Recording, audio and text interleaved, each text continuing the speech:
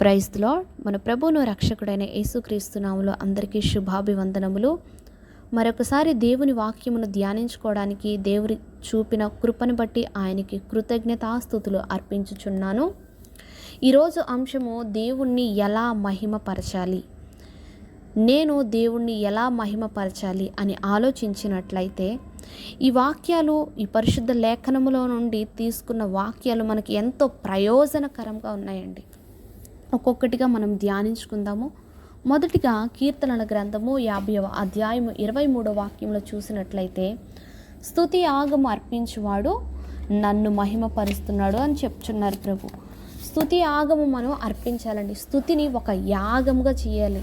ఏదో రెండు మాటలు స్తుతి స్తుతి స్తుతి అని వదిలేయకుండా దాన్ని ఏం చేయాలంటే ఒక యాగము చేసేవాళ్ళు ఎంతగా వారు ఆ యాగం పైన దృష్టి పెడతారు, ఆ విధంగా మన ప్రాణము, మన ఆత్మ, మన దేహము, మన పెదవులు కూడా దేవుణ్ణి ఆరాధించే స్థితిలో ఉండాలి. అవి స్తుతిస్తూనే ఉండాలి. ఆయన ప్రేమను గురించి స్తుతించాలి, ఆయన చేసిన కార్యములను గురించి స్తుతించాలి, ఆయన చూపిన కృపల్ని బట్టి మనం స్తుతించాలి. స్తుతించేవాడు ఏం చేస్తున్నారు? దేవుణ్ణి మహిమపరుస్తున్నారు. కనుక మనము స్తుతించు వారమై ఉండాలని ప్రభువారు మాట్లాడుచున్నారు. తరువాత మనము బహుగా ఫలించుట వలన తండ్రి మహిమపరచబడతాడంటండి. యోహాను సువార్త 15వ అధ్యాయం 8వ వాక్యంలో చూసినట్లయితే, బహుగా ఫలించుట వలన నా తండ్రి మహిమపరచబడును. మనం ఫలించాలండి. ఏ ఫలాలు ఫలించాలి? అందరికీ తెలుసు. ప్రేమ, సంతోషము, సమాధానం, దీర్ఘశాంతం, దయాలత్వం, మంచితనం, ఇవన్నీ ఫలాలండి. ఆత్మీయ ఫలాలను మనము ఫలించుట వలన తండ్రిని మహిమపరచు వారం అవుతాము.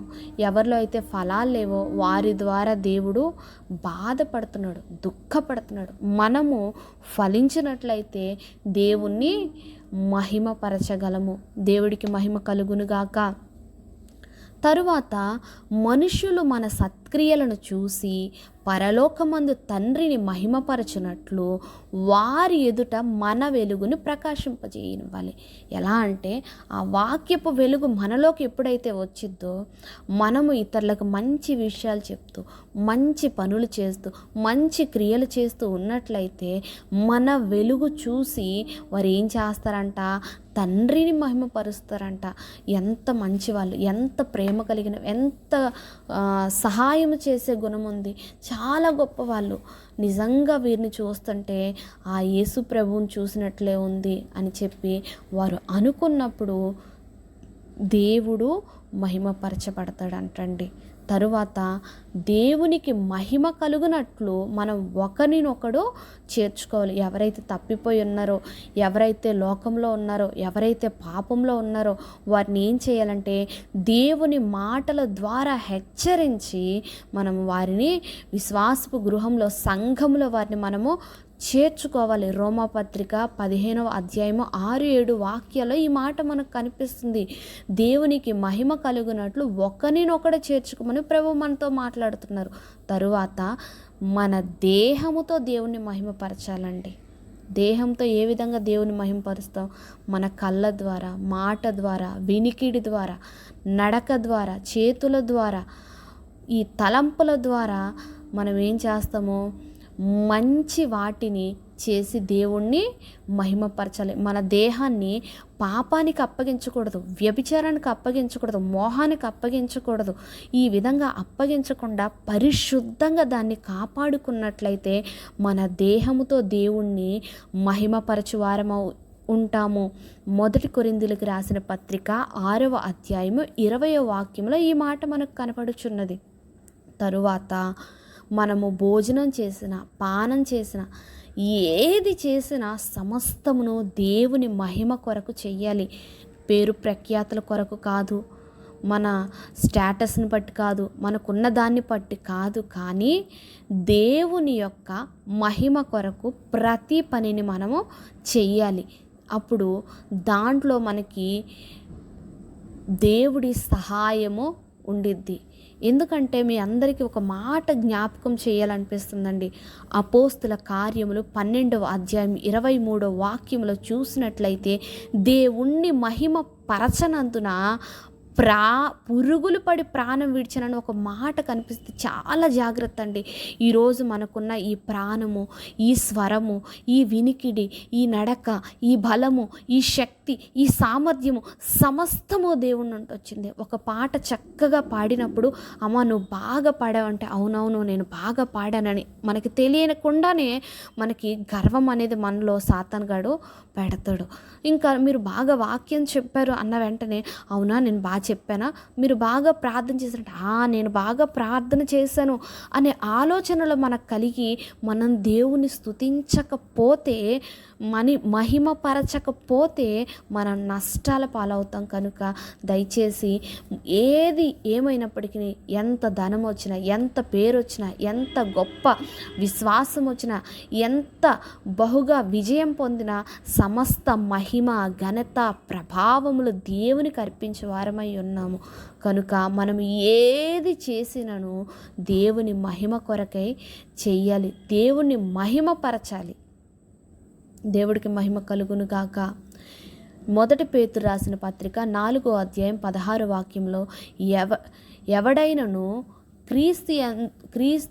క్రైస్తవుడైనందుకు బాధ అనుభవించిన ఎడల అతడు సిగ్గుపడక ఆ పేరుని బట్టి దేవుని మహింపరచాలి. ఈరోజు చాలా మందిని చూసినట్లయితే క్రైస్తవులైనందుకు నిందలు పెడుతున్నారు, రకరకాల మాటలు చాలా రకాలుగా హింసిస్తున్నారు. ఎందుకంటే క్రైస్తవులకు తెలుసు ఏ పదం వాడాలి, ఏ మాట మాట్లాడకుండా మౌనంగా ఉండాలి అనే విషయం.